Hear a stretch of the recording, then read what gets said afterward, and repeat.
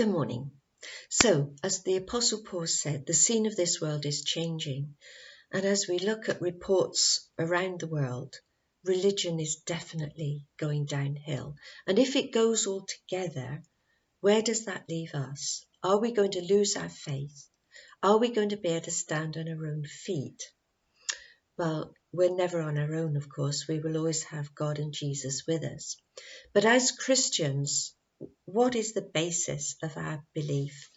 If we go to the first letter of John and chapter 2 and verse 22, the Apostle John says, "The man who denies that Jesus is the Christ, he is the liar and he's the Antichrist." So we believe that Jesus is the Christ and the Messiah, the King of God's kingdom, the one who is going to rectify all problems. Now there's one other condition, and if we go to 1 John chapter 4 this time and verse 2, it says that every spirit which acknowledges that Jesus the Christ has come in the flesh is from God. So we need to believe that Jesus is or did come in the flesh as a human. But was he an ordinary human? Well, by no means. If we go back to the first chapter of the Gospel of John, and here again the Apostle John is talking about how Jesus came to be on this planet as a human. And in verse 5, it says that Jesus became a light that shines in the dark, a light that darkness could not overpower. So nothing can overpower the light that Jesus gave us. No end of religion, no turmoil on this tiny planet can affect what we have in our hearts that has been given us by the light from Jesus Christ. Now, down in verse 14, this is the first chapter of John. It says that the Word was made flesh, so he was definitely human. He lived among us. We saw his glory, the glory that is his as the only Son of the Father, full of grace and truth. So we had a glimpse of his glory.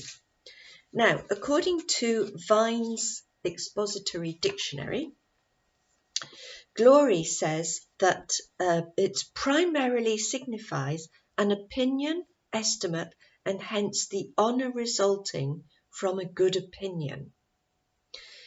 Now, I'm sure that before Jesus started his ministry, he didn't appear to be extraordinary. I'm sure he was well liked and well thought upon and of good reputation.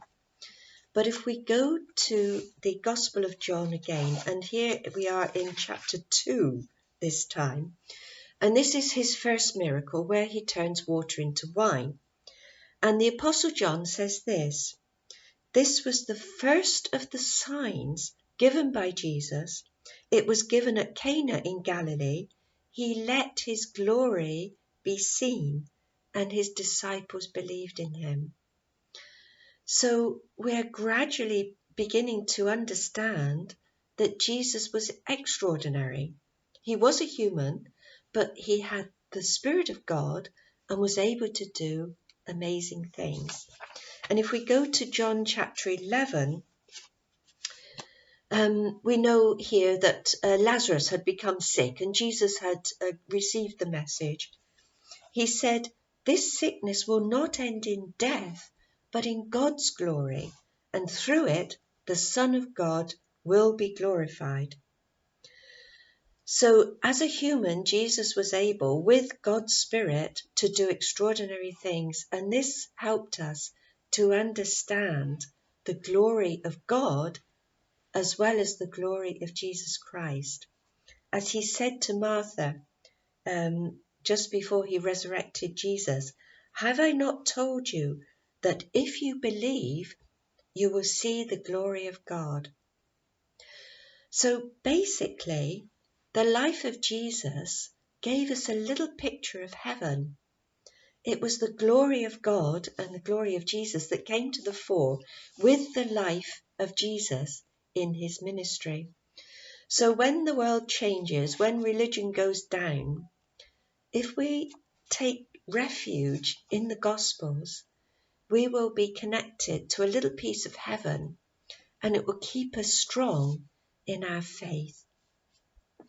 So keep hold of Jesus and what he did, revel in his glory, and we will see his kingdom come, and he will do these glorious things for us in the future. But thank you for watching this morning.